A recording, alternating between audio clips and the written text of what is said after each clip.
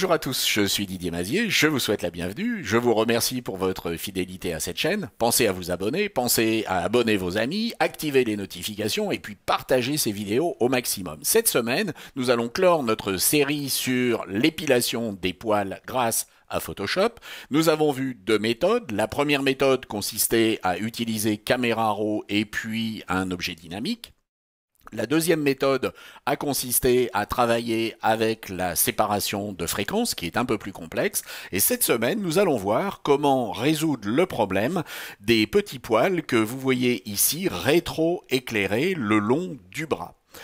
Alors nous allons commencer par une récapitulation des épisodes précédents. Nous avons travaillé avec la séparation de fréquences et vous voyez que avec ce que nous avions fait sur la texture, nous avons pu obtenir un résultat qui reste crédible. Cependant, si on zoome, vous voyez que l'on a encore ici un problème à régler avec tous ces petits poils qui sont rétro-éclairés. Commençons simplement par sélectionner ces deux calques et puis ensuite nous allons effectuer un clic droit et nous allons fusionner ces calques avec la touche Alt activé de manière à créer un troisième calque qui va reprendre la fusion de ces deux calques. Nous aurons ainsi gardé notre travail initial et nous allons pouvoir travailler sur ce calque. Avec l'outil baguette magique qui se trouve dans la même série que l'outil sélection d'objets et sélection rapide, nous allons cliquer sur notre arrière-plan. Vous voyez bien entendu que nous avons sélectionné beaucoup de choses qui ne nous intéressent pas. Nous allons ensuite nettoyer notre sélection avec par exemple l'outil rectangle et puis la touche Alt pour supprimer des éléments.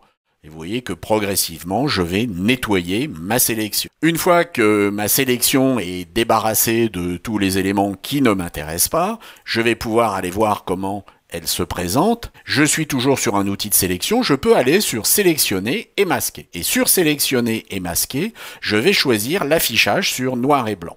Nous avons ici une détection des contours et nous avons des améliorations globales. Nous allons travailler avec ces améliorations, notamment en commençant par un contour progressif. Bien entendu, la valeur va dépendre de votre image, et une fois que nous aurons effectué ce contour progressif, nous allons le tempérer en réaugmentant le contraste. On peut également lisser légèrement cette sélection. Nous avons maintenant la possibilité d'enregistrer vers une nouvelle sélection. Alors ne faites pas un masque de fusion, mais choisissez bien sélection.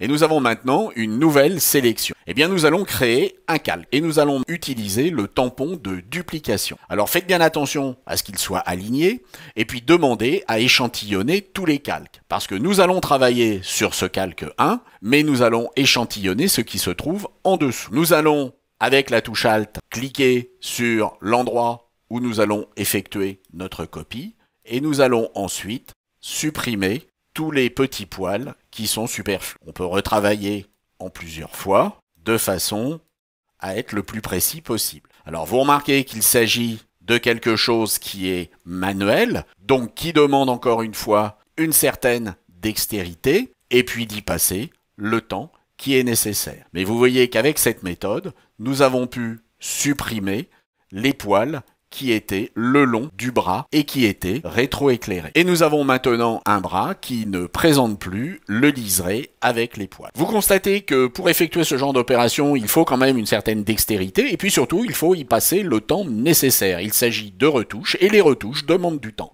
J'espère que cela vous a intéressé et puis je vous dis à la semaine prochaine. Au revoir.